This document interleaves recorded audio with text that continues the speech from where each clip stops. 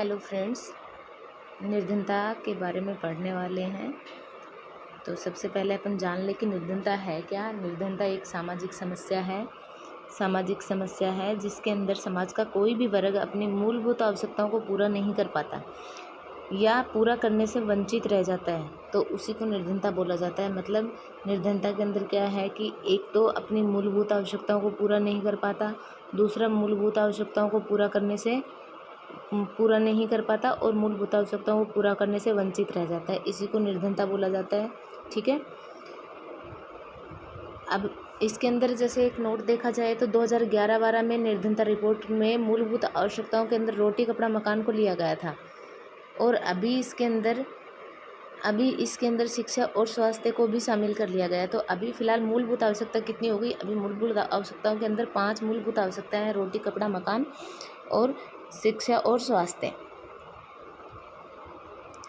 अब जैसे अब आपको मैं एक क्वेश्चन दूं कि निर्धनता है क्या, तो इसमें आप बोलेंगे कि आर्थिक समस्या है, सामाजिक समस्या है या फिर ए बी दोनों है।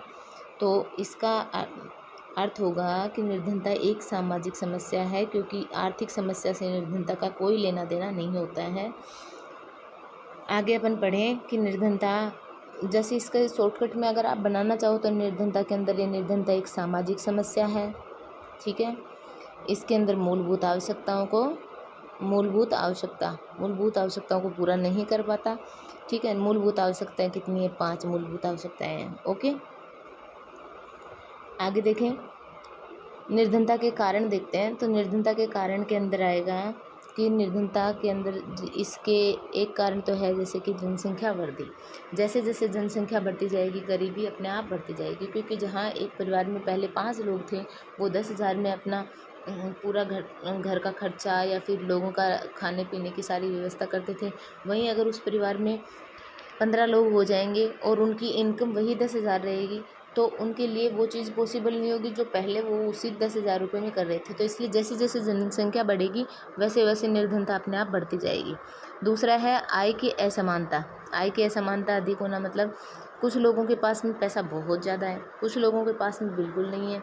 कुछ लोग अपने डेली मजदूरी से पैसा कमा रहे हैं, तो कुछ लोगों के पास अच्छा बिजनेस है। तो जहाँ जिनके पास जितनी इनकम के सोर्स ज़्यादा हैं उनके पास आय और ज़्यादा बढ़ती जाती है, और जो गरीब है उसके पास में आय और कम होती जा रही है। और जैसे जैसे उनकी जनसंख्या बढ़ती जा रही है तो वो आय की असमानता अपने आप बढ़ती जा रही है। दूसरा, सरकार के गरीबी निवारण कार्यक्रम, उनका सही से क्रियान्वयन नहीं हो पाता। मतलब सरकार समय समय पे बहुत सारे कार्यक्रम चला देती है, लेकिन उनको सही से इम्प्लीमेंट करना, उनका सही से क्रियान्वयन होता ही नहीं है।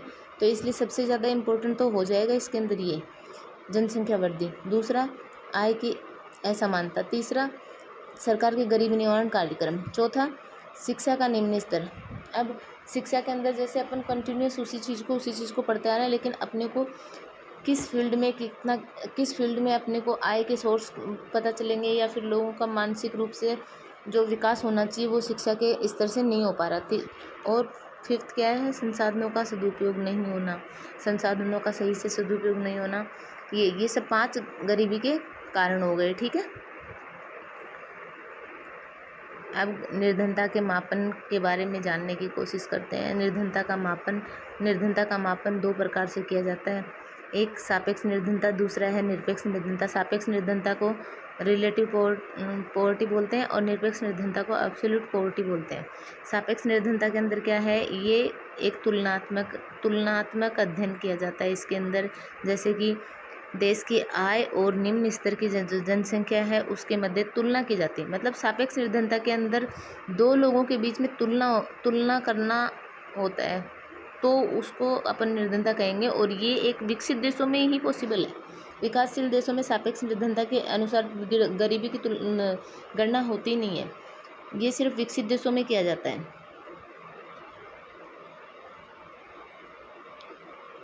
तो इसके अंदर अपन ने क्या देखा कि निर्धनता एक मूलभूत आवश्यकताओं को पूरा नहीं कर पाने वाली समस्या है। ये एक सामाजिक समस्या है। ठीक है। इसके कारण क्या है? जनसंख्या का वृद्धि, आय की असमानता, गरीबी निवारण कार्यक्रमों का सही से क्रियान्वयन नहीं होना, शिक्षा का स्तर निम्न होना, संसाधनों का सदुपयोग नहीं हो पाना। ठीक है। निर्धनता मापन के 2 प्रकार हैं। एक सापेक्ष निर्धनता, एक निरपेक्ष निर्धनता। सापेक्ष निर्धनता के अंदर अपन तुलनात्मक अध्ययन करते हैं। तुलनात्मक मतलब जैसे कि दो लोग हैं, अब उन एक जैसे अंबानी है और दूसरा टाटा है, तो अगर उन दोनों की आय की तुलना करें तो वो देखा जाए तो वो दोनों गरीब नहीं हैं, पर उन दोनों की आय की तुलना करें तो उन दोनों में से मतलब किसकी आय ज़्यादा है, तो ऐसे अगर उन दोनों के बीच में तुलना करें तो उसमें देखा जाता है कि उन दोनों में सापेक्ष तौर पर कौन ज़्यादा अमीर है, या फिर कौन ज़्यादा, किसकी इनकम सबसे उस दूसरे से ज़्यादा। तो इसके अंदर तुलनात्मक अध्ययन होता है, और इसके अंदर देखा जाता है कि आय और जनसंख्या के मध्य जो तुलना करनी होती है वो उसको ध्यान में रखा जाता है। ठीक है। सापेक्ष निर्धनता के अंदर आय की विषमता का मापन होता है।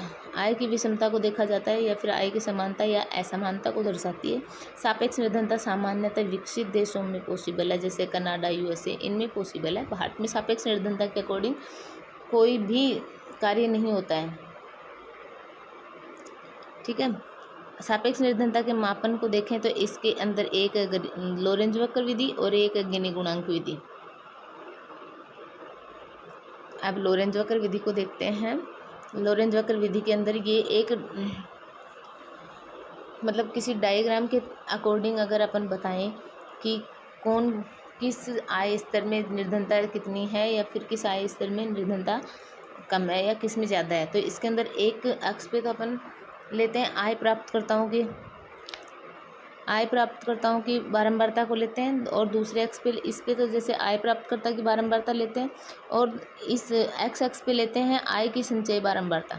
ठीक है। ये अपनी सापेक्ष निर्धनता की जो पूर्ण निरपेक्ष समता रेखा है, इसके अंदर इसके ऊपर जो भी होता है, इसके अंदर जो भी आय वर्ग होगा, तो यहाँ पे वो निर्धनता, यहाँ पे निर्धनता एक शून्य होती है, यहाँ पे निर्धनता 0 होती है, यहाँ पे सबकी आय एकदम इक्वल होती है, कोई भी निर्धन नहीं होता है। और लोरेंज वक्र जैसे जैसे यहाँ पे लोरेंज वक्र बनता जाएगा, इन दोनों के बीच में जितनी दूरी होती जाएगी वैसे वैसे निर्धनता बढ़ती जाती है।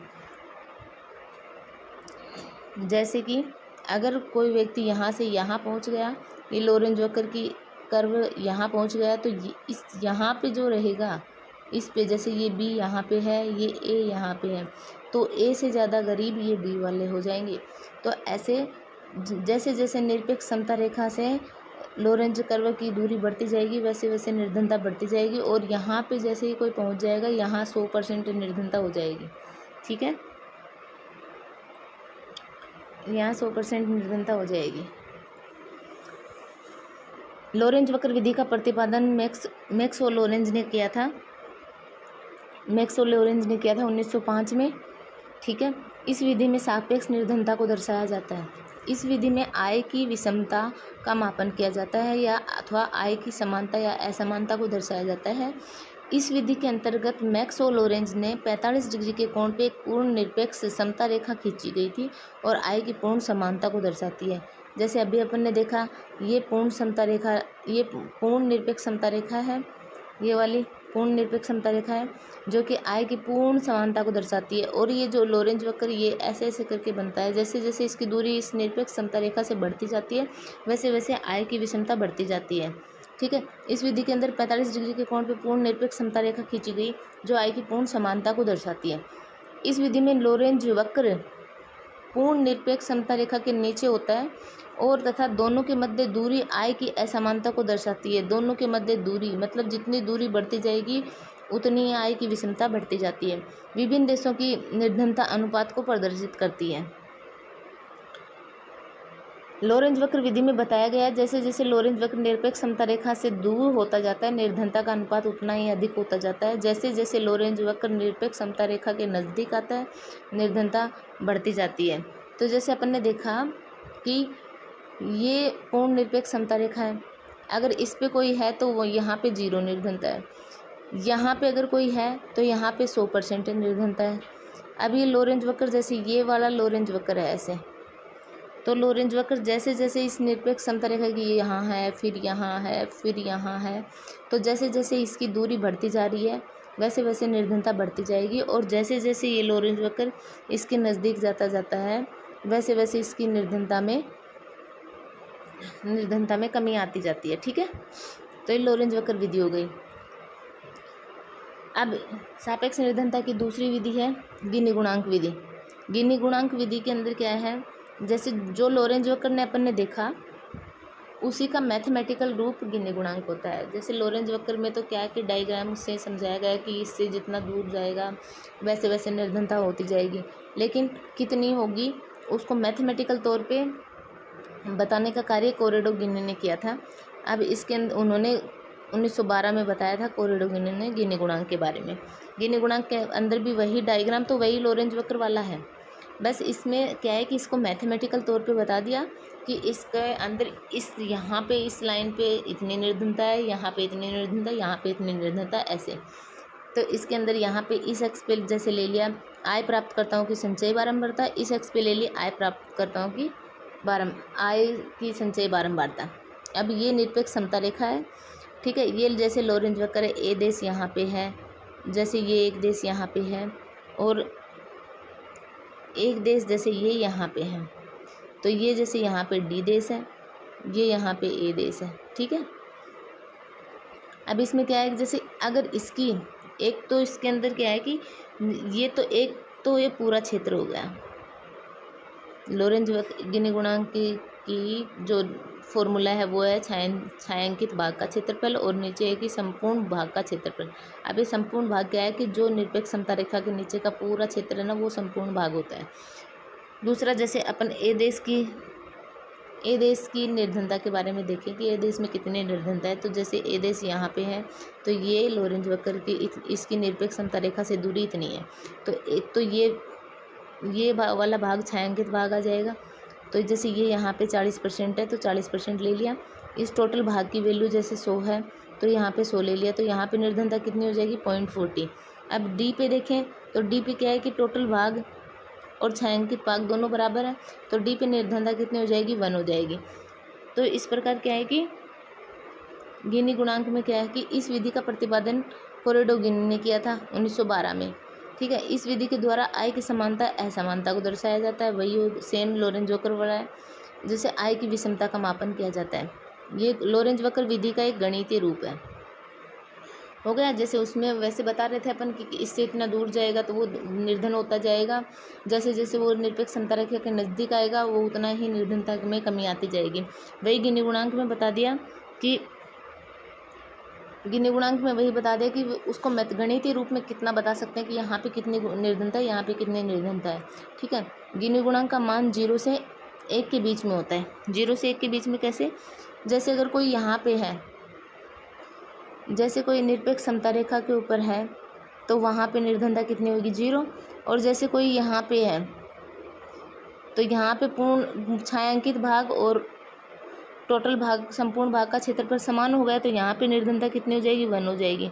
तो जो निरपेक्ष समता रेखा के पास होगा वहाँ निर्धनता सबसे कम होगी, जो निरपेक्ष समता रेखा से दूर होगा तो वहाँ पे निर्धनता जो सबसे अधिक होगी, तो उसका अधिकतम भाग 1 होता है गिनी गुणांक के अंदर, ठीक है। तो गिनी गुणांक की वैल्यू 0 से 1 के बीच में होती है। गिनी गुणांक का मान 0 होगा तो आय की पूर्ण समानता है।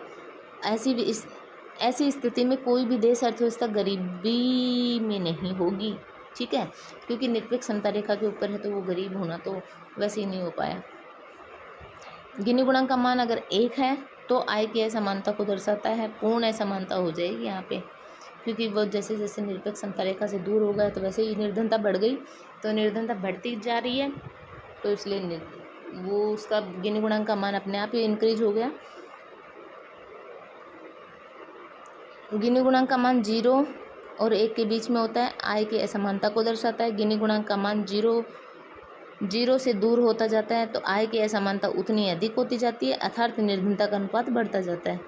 जैसे जैसे गिनी गुणांक का मान 0 के नज़दीक आता जाता है, मतलब निरपेक्ष समता रेखा के, तो आय की असमानता उतनी कम होती जाती है, अर्थात निर्धनता का अनुपात कम होता जाता है। पूर्ण निरपेक्ष समता रेखा पर गिनी गुणांक का मान 0 होता है। ओके, तो ये थी आज अपनी क्लास। तो इसके अंदर अपन ने टोटल क्या देखा, जैसे निर्धनता एक सामाजिक समस्या है, मूलभूत आवश्यकताओं को पूरा नहीं कर पाता है, मूलभूत आवश्यकता पूरा नहीं कर पाते, मूलभूत आवश्यकता 5 है। निर्धनता के कारण देखे अपन ने, ठीक है। कारण के अंदर अपन ने देखा जनसंख्या वृद्धि, आय की असमानता, जो संसाधनों का सदुपयोग नहीं होना, शिक्षा का स्तर निम्न होना, और जो सरकार कार्यक्रम चला रही है उनका सही से क्रियान्वयन नहीं हो, इम्प्लीमेंट नहीं हो पाना या क्रियान्वयन नहीं हो पाना। ठीक है, फिर आगे अपन ने क्या देखा, निर्धनता के मापन को देखा। मापन के अंदर दो विधि थी, एक सापेक्ष विधि और एक निरपेक्ष विधि। ठीक है, सापेक्ष विधि के अंदर अपन ने देखा एक लोरेंज वक्र विधि और एक गिनी गुणांक विधि। ठीक है, ये इसकी दो विधियां हैं। लोरेंज वक्र में अपन ने क्या देखा, लोरेंज वक्र के अंदर जैसे जैसे निरपेक्ष समता रेखा से कोई जितना ज़्यादा दूर होता जाता है, ये पूर्ण निरपेक्ष समता रेखा है, जैसे जैसे कोई निरपेक्ष समता रेखा से दूर जाता जाएगा निर्धनता बढ़ती जाएगी, यहाँ पे इंक्रीज होती जाएगी, और जैसे जैसे कोई निरपेक्ष समता रेखा के नज़दीक जाता जाएगा यहाँ निर्धनता शून्य हो जाएगी। ठीक है, और गिनी गुणांक के अंदर क्या देखा, गिनी गुणांक के अंदर इसी लोरेंज वक्र का ही लोरेंज वक्र का गणितीय रूप है गिनी गुणांक। ठीक है, गणितीय रूप। तो इसमें मैथमेटिकल तौर पे बता दिया कि जैसे छायांकित भाग का क्षेत्रफल और संपूर्ण भाग का क्षेत्रफल। ओके, तो ये अपन ने टोटल देखा सापेक्ष विधि को, और कल अपन देखेंगे निरपेक्ष विधि को। Thank you so much.